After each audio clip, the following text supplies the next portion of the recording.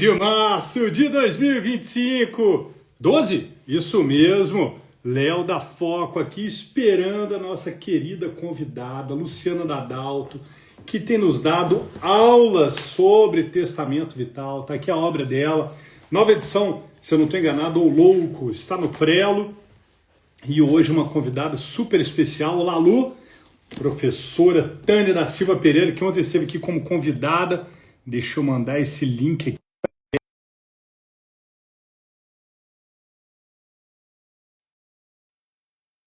Mandar para a Tânia, enquanto isso a gente vai falando.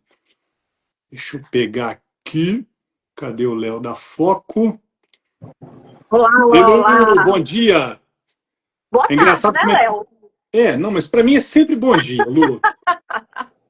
Eu bom adoro. Dia, então. Eu adoro dizer que é bom dia, que tá assim, o dia termina bem. Muito bom, muito bom. Lu, é engraçado como é que a gente vai se familiarizando, cada dia menos. Ai, meu Deus do céu, daqui a pouco tem live. Isso é muito gostoso, a gente né? nem falou, né, um com o outro, só entrou, assim. Vai entrando na rotina, isso é muito, muito legal. Exatamente. Olha, só para te falar, eu tô aparecendo, tá?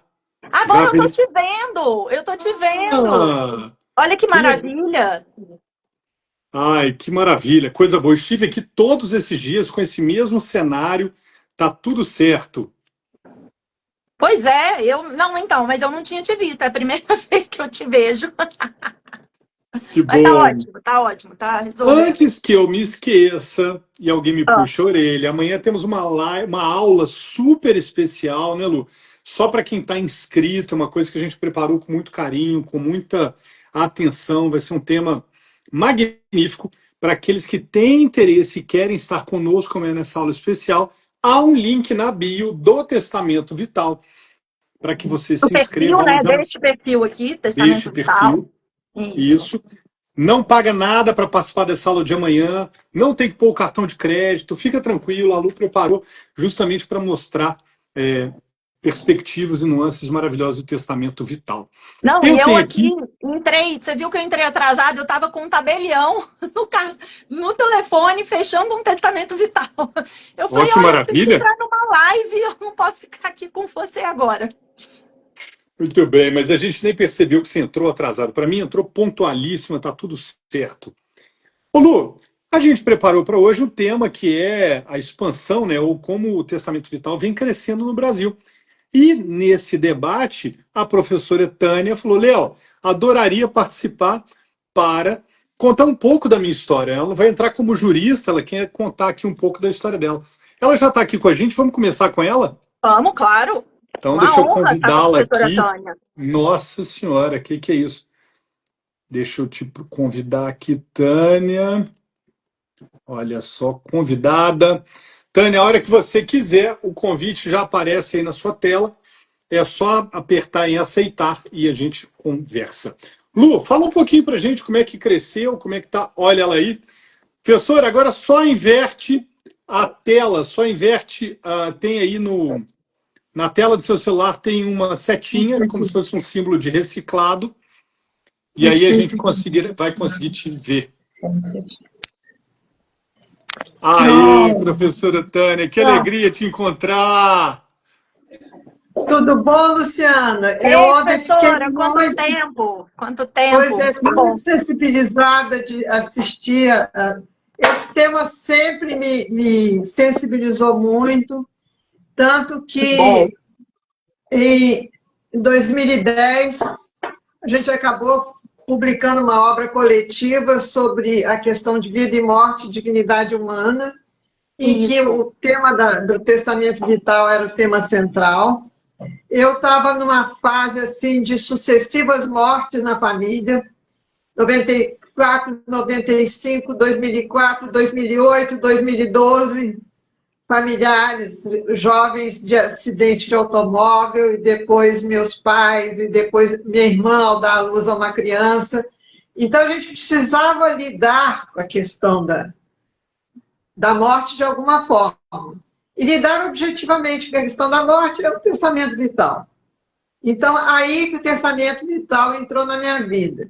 Quando o Léo falou que seu trabalho era sobre testamento vital, é como se eu tivesse voltado na minha história e pensado em todas as questões que eu vivenciei e que busquei tecnicamente também me entender. E eu me recordei não só de uma irmã do meu pai que me chamou e falou assim, olha, eu quero me preparar para morrer, mas eu não quero ficar aqui naquela sala de luz acesa o tempo todo e que as pessoas não conversam com a gente, não. Eu queria ficar num lugar tranquilo, não quero nenhuma intervenção, nenhuma coisa, deixa chegar a minha hora. E foi difícil num seguro de saúde você conseguir isso. Sim, mas eu consegui. Sim. Consegui que ela ficasse num quarto, sem dor, sem intervenções heróicas, até porque ela tinha um feto, no útero, um mioma de 8 meses, então ela não tinha como fazer mais nada aos 90 anos. E eu pude dar a ela o direito de morrer da maneira que ela queria. De modo que a hora que chegou a vez dos meus pais, foi muito fácil lidar com a questão dessa morte. Nunca houve testamento vital, meu pai nunca fez testamento, mas havia muito essa preocupação de atender naquilo que eles queriam. E isso talvez tenha buscado muito pela vida as pessoas que fazem a separação, e eu acho que você vive muito isso. Depois que faz uma separação e que cada um segue a sua vida, aí vem aquela história assim, e eu vou ter que fazer um testamento? Aí vem. Sim, aí sim. Você orienta para fazer um testamento. Mas e se eu ficar incapacitado? Aí tem toda essa história para a gente introduzir o testamento vital na vida das pessoas. Porque é muito duro você falar assim, ó, faz um testamento vital. Isso é uma morte, porque ela já está fazendo uma separação. Você vai falar um testamento, e aí você fala num testamento vital. Então é muito difícil profissionalmente a gente trabalhar isso, e você sabe disso. Quando chega uma escritura pública, significa uma escritura pública ou um documento privado, aquilo já amadureceu muito, e as pessoas já pensaram muito, e de alguma forma passaram por uma morte, com previsão ou não. Então, minha irmã morreu ao dar à luz ao 5º filho, no ano seguinte morreu o marido de um acidente de avião, e 4 anos depois morreu um filho de um infarto. Então, a gente passou a lidar com a morte com situações imprevisíveis. De alguma forma, a gente tem que estar preparada para ela. Com recordações boas? Sim, eu acho que a gente tem que fazer um exercício para pensar nela como recordações boas. Mas não podemos afastar da ideia de que atrás de uma vida longa ou uma vida curta existe a perspectiva da morte. Então, não é enxergar a morte como um fantasma. Nem aquilo que o Barroso fala, que a morte não é um direito. Tem um texto dele que ele fala até... a morte é uma fatalidade, não uma escolha. Por isso, é difícil sustentar a existência de um direito de morrer. Vai acontecer, vai. De que forma você lida com isso? E eu acho que você, fazendo todo esse estudo sobre testamento vital, você sabe o quanto que isso é difícil das pessoas lidarem com isso. E quando você vivenciou essas coisas, parece que é preferível você viver das lembranças boas do que das situações de fatalidade. Eu acho que o nosso grande desafio, né, professora, é a gente conseguir entender, assim, eu não concordo com o uso da palavra fatalidade, né? Eu acho que a morte é algo natural. Né? Todos nós vamos morrer. O Barroso que usou a palavra fatalidade, tá? Isso, sim. Estou dizendo só para a senhora que eu não concordo com o uso, porque eu acho que esse uso piora a nossa conversa sobre morte. Exatamente. Né? Assim, a morte é algo que vai acontecer com todos nós. De forma fatal ou não. Inclusive, os números mostram para a gente, né? A gente tem muito mais chance de morrer com uma doença crônica do que de uma situação de fatalidade. Então,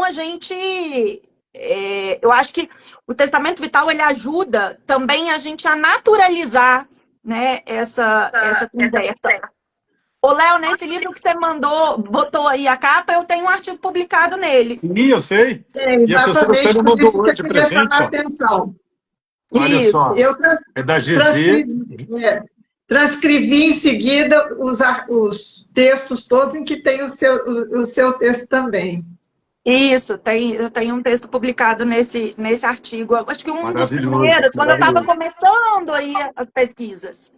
Foi em 2010, quando eu procurei o Guilherme, pessoal, Guilherme, eu queria trabalhar a questão da morte digna, do testamento vital, porque estava na hora de começar a pensar nisso. Sim. E eu tinha vivenciado todas aquelas mortes na minha vida, então eu disse, bom, a gente não pode pensar na morte como uma coisa negativa, a gente tem que pensar na morte como alguma coisa que vai acontecer que faz parte da vida. Sim, e eu acho exatamente. E eu acho que isso é muito fácil quando você lida com essa ideia. Quem lida com direito de família e as pessoas se separando e tudo, você, depois que faz a separação, você tem que esperar que a pessoa pense assim, bom, agora eu vou precisar fazer um testamento. Mas o testamento, se é o caso de fazer, às vezes nem precisa fazer, tem que vir daquela pessoa que está fazendo a separação. Você não tem de dizer, olha, melhor você fazer um testamento, porque aí a pessoa já está fragilizada por causa da separação, fica mais fragilizada ainda. Sim, sim. Sempre, normalmente é uma demanda, né? É uma demanda do cliente. Mas de natureza praticamente patrimonial, a preocupação.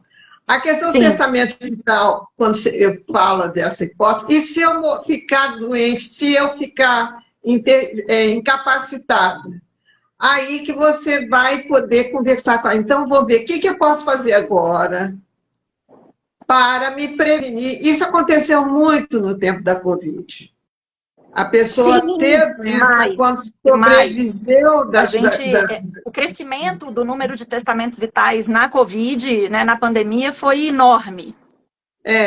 Porque as pessoas começaram a se questionar.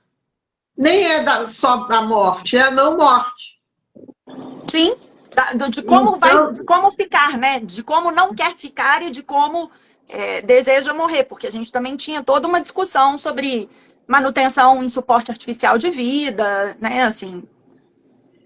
Então, eu acho que a gente tem vivenciado uma realidade indiscutível, e eu acho que desculpa a expressão, essa foi uma boa contribuição da Covid, da pessoa admitir a fragilidade da vida humana, da possibilidade de você entrar num corredor de número de pessoas que não vão estar mais presentes.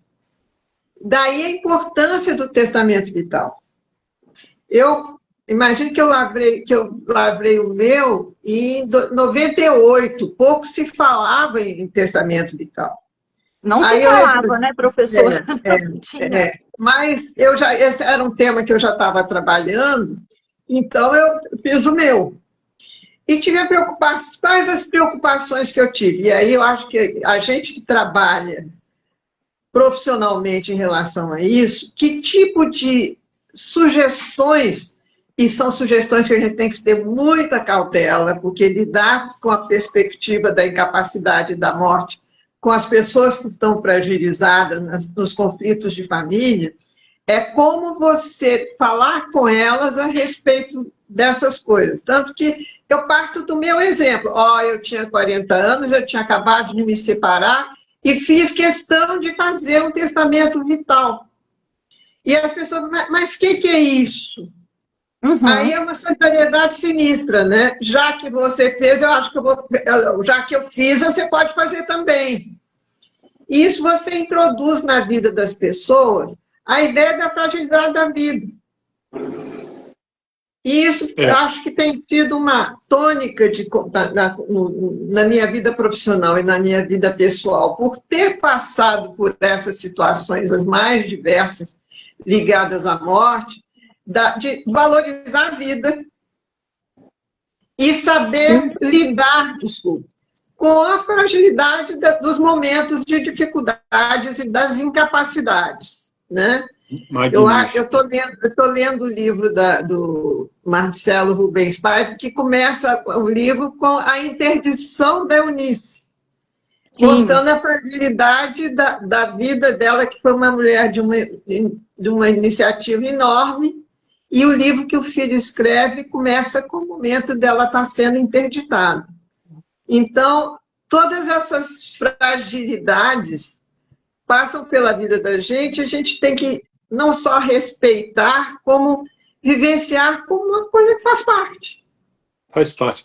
E professora Tânia, a grande questão, né, o link para esse nosso ponto aqui hoje, né, nosso tempo é curto, eu e Lu temos mais 14 minutos, mas o grande link da sua colocação, que é brilhante para a gente, é como é que a percepção da morte mudou dentro da sua cronologia e, diante disso, como é que em determinado momento, que foi um momento fatídico da Covid, o testamento vital cresce, não é isso, Lu? Como é que é então, essa questão que vinha sendo tratada com alguma parcimônia e em determinado momento encontra na pandemia da Covid esse boom, de fato foi um gatilho, ou isso aconteceria de forma natural como foi, ou como a gente percebe no direito comparado? Não, eu acho que, na verdade, o direito comparado também mostra isso pra gente, tá, Léo? A Covid foi um boom em todo lugar. O aumento de lavratura não, mas o aumento de registros em Portugal, na Espanha, cresceu no mundo inteiro.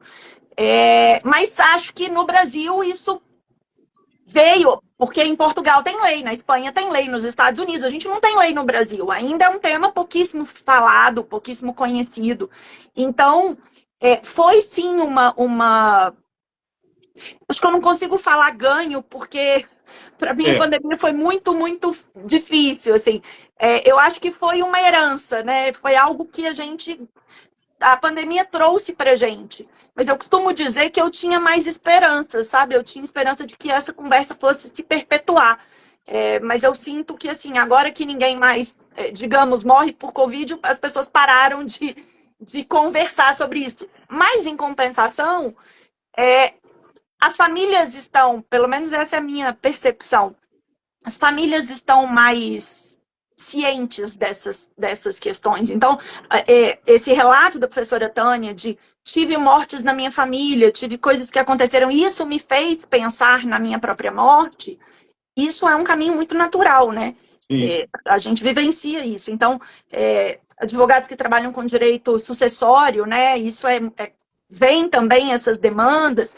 Eu acho que o que eu gosto muito do testamento vital é o tamanho da interseção que ele faz no direito, né? A professora Tânia está falando aí de direito de família, porque, professora, o divórcio também é uma morte, né? A separação é uma morte, né? De um projeto.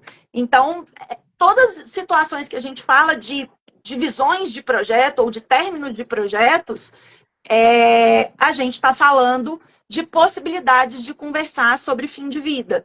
Então, acho que tem aí também na advocacia uma coisa muito grande. Quem trabalha com planejamento sucessório, enfim, tem muita coisa aqui. Tem uma pessoa falando que a pandemia abriu a cortina para a qualidade do fim da vida. Cientes, sim, mas ineficientes, né? Nós estamos cientes da nossa própria morte, a gente não faz nada com essa informação. Mas eu sou poliana, assim, eu gosto de ver as coisas pelo lado positivo. A professora Tânia falou que lavrou o testamento vital dela em 1998, né, professora? A senhora disse. Você imagina que em 2010, com esse livro da senhora, eu tinha acabado de defender minha dissertação de mestrado. Nesse momento, a gente tinha um artigo publicado no Brasil sobre o tema. Então, era um tema completamente novo, desconhecido. E é preciso muito passar por várias mortes sucessivas para você entender, no que foi no meu caso, entender da necessidade de que a gente precisa abrir essa porta na vida para saber que a morte não é algo terrível, mas que é inevitável, mas que faz parte, e a gente tem que passar por isso de uma forma bem mais tranquila do que a gente leva. Não é uma fatalidade de Covid. A gente tem que estar preparado para enfrentar de alguma forma. E não é fazer o testamento patrimonial que vai resolver. Quando as pessoas dizem, vou me separar, agora eu tenho que fazer um testamento. Tá bem. Mas por que você está preocupado em fazer um testamento? Porque eu não sei com quem... Mas aí vem a pergunta, e se eu não morrer, mas ficar incapacitado? Então vamos fazer o que nós podemos montar uma curatela. Então, isso faz parte profissionalmente da vida da gente quando a gente lida com a questão da morte. Ô, Lu, só interrompendo vocês aqui, só para a gente pegar o gancho, a Toyaka Sobral está perguntando qual é o livro da senhora. São dois, o Cuidado e Solidariedade pela editora Foco, e o outro que eu já mostro novamente aqui para vocês. E a outra pergunta...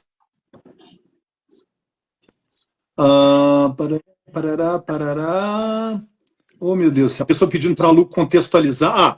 A Rosa Nictibal, ela está pedindo para falar mais sobre testamento vital, para a gente seguir aqui na nossa temática hoje do quanto cresceu o testamento vital no Brasil. Eu vou sugerir para ver aqui no perfil da Editora Foco essas duas lives que antecederam salvas. E, se tiver interesse em participar de uma aula super especial no perfil da Lu, que é o Testamento Vital, com o qual ela está usando aqui hoje para fazer essa live, você encontra o link para a inscrição dessa super aula que vai ter amanhã. E, claro, totalmente gratuita, a Lu está preparando um material super legal. Mas, Lu, aproveitando esse finalzinho aqui, que a gente ainda tem pouquíssimos minutos, dei, então, esse panorama do quanto cresceu.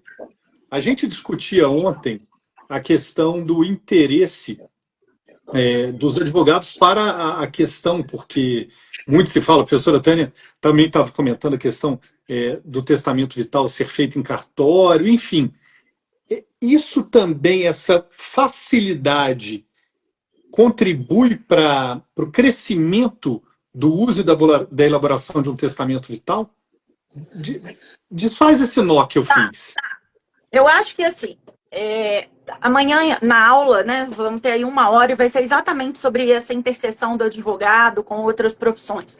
Ótimo. O que eu acho, Léo, é que o testamento vital, ele coloca nós advogados em uma posição que a gente não está acostumado.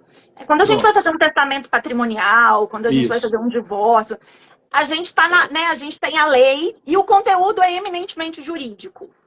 O testamento vital, o conteúdo é eminentemente médico. Então, a gente precisa dessa interseção com o médico. A gente precisa conversar com o médico do nosso cliente, entender o que o nosso cliente quer.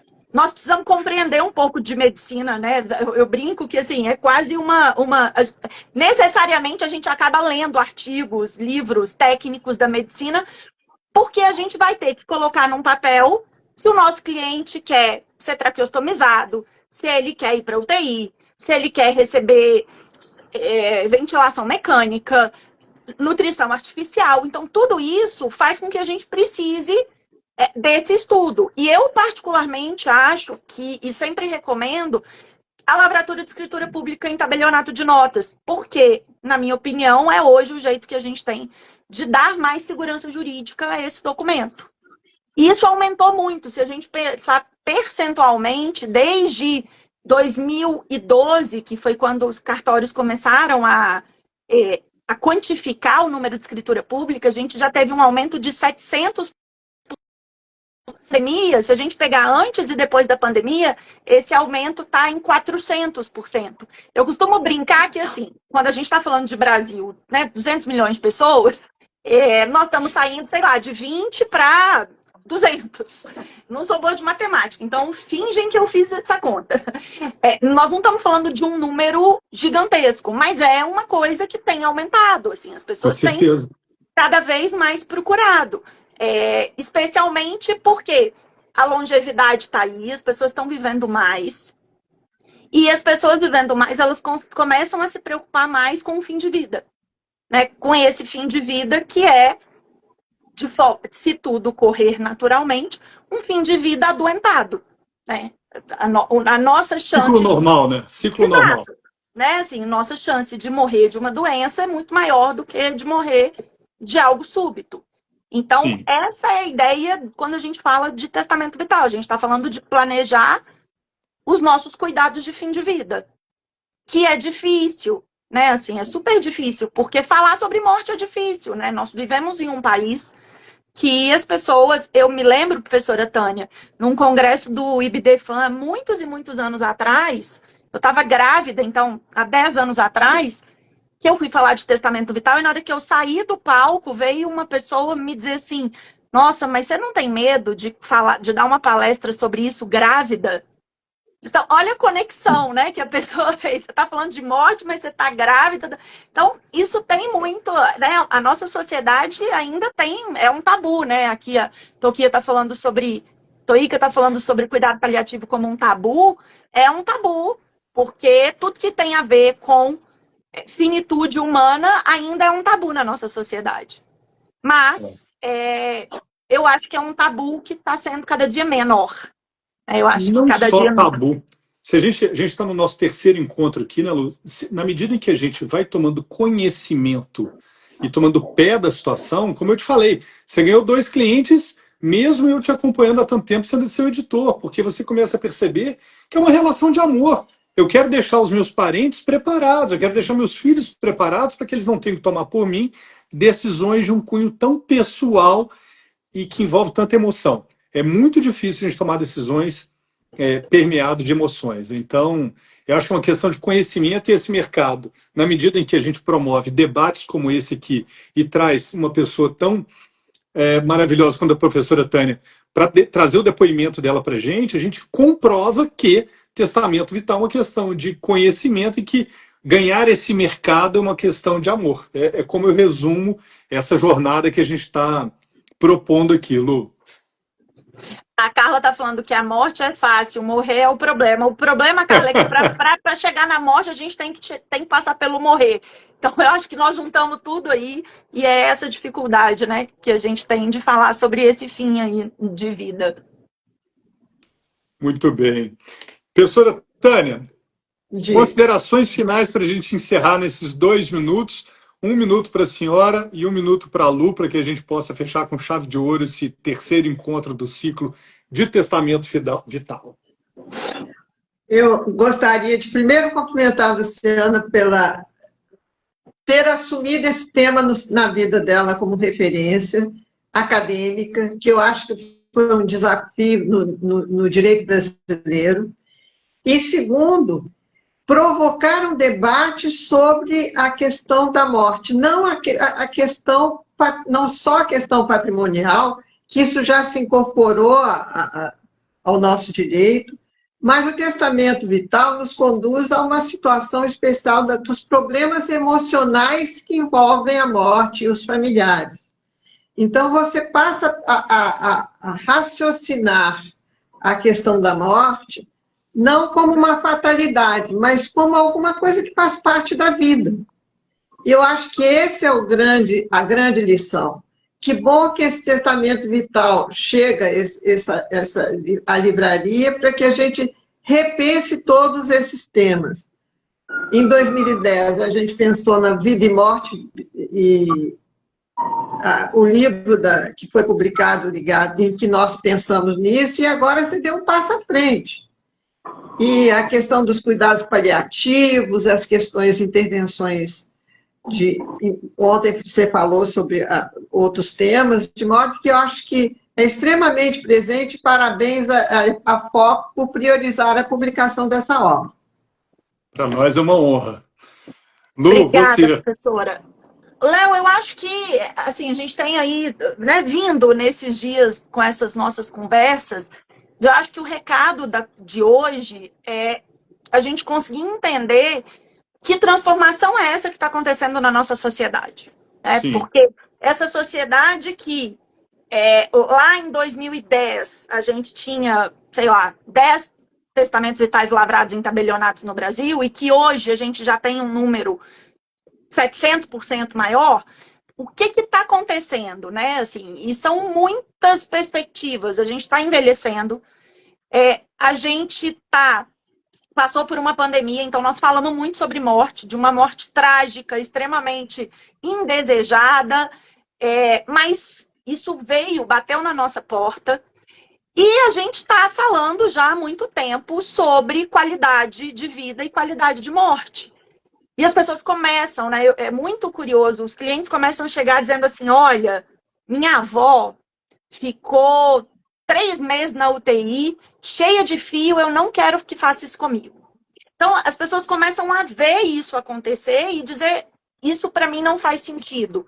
Eu acho que nós estamos numa transformação social. A minha visão é essa. A gente está numa onda de transformação cultural sobre as discussões de fim de vida, e isso reflete necessariamente nas discussões que envolvem as documentações. Então, a gente precisa, né, e torcemos para que em breve a gente tenha mais segurança jurídica. O legislador precisa olhar para isso, porque nós, profissionais do direito, a gente estuda na faculdade morte só sobre o viés patrimonial, o que é muito maluco, né? Assim, o que mostra como o nosso direito é pouco existencialista ainda hoje.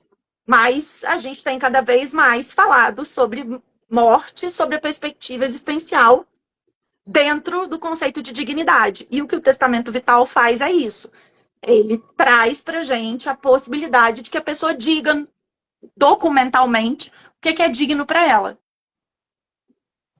Muito bem. Eu queria apenas ressalvar uma coisa que a minha vida profissional tem chamado a atenção.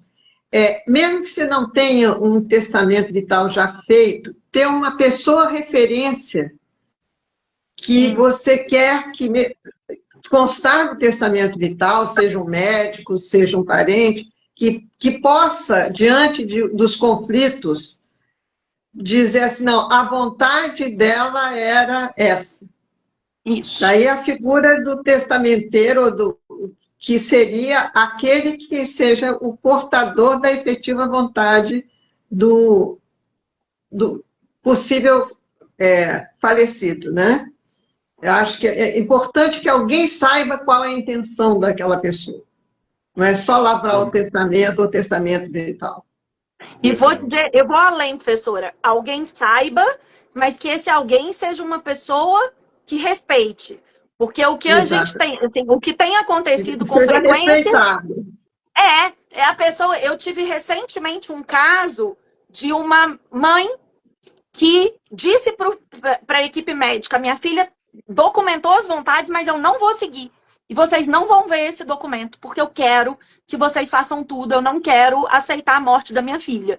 Então, essa construção cultural também da importância do respeito à autodeterminação é algo que a gente precisa falar, a gente precisa sentar na mesa do almoço de domingo e conversar com os nossos familiares, com as pessoas que a gente ama, sobre as nossas vontades e sobre a importância para a gente de que essas vontades sejam respeitadas. Verdade. Nossa, gente, isso está sendo uma jornada maravilhosa para mim. Muitas reflexões vêm à minha cabeça e eu não poderia estar em lugar melhor e em tão boa companhia. Queria agradecer a professora Tânia pela presença, a Luciana Dadalto pela coragem de defender um tema como esse, a gente já disse várias vezes aqui, e lembrar a todos que amanhã tem uma aula super especial que, para participar dela gratuitamente, basta ir aqui no perfil da Luciana Dadalto hoje, Testamento Vital, e fazer a inscrição para estar conosco nessa live, que não acontece aqui no Instagram amanhã, mas eu não conto, só vai ficar sabendo quem se inscrever. Então, a todos que nos acompanharam, fiquem com Deus, com saúde. Professora Tânia, meu carinho, meu abraço, obrigada, meu apreço. Professora, obrigada. Foi um prazer encontrar a senhora. Contem sempre comigo naquilo que for importante e que for necessário.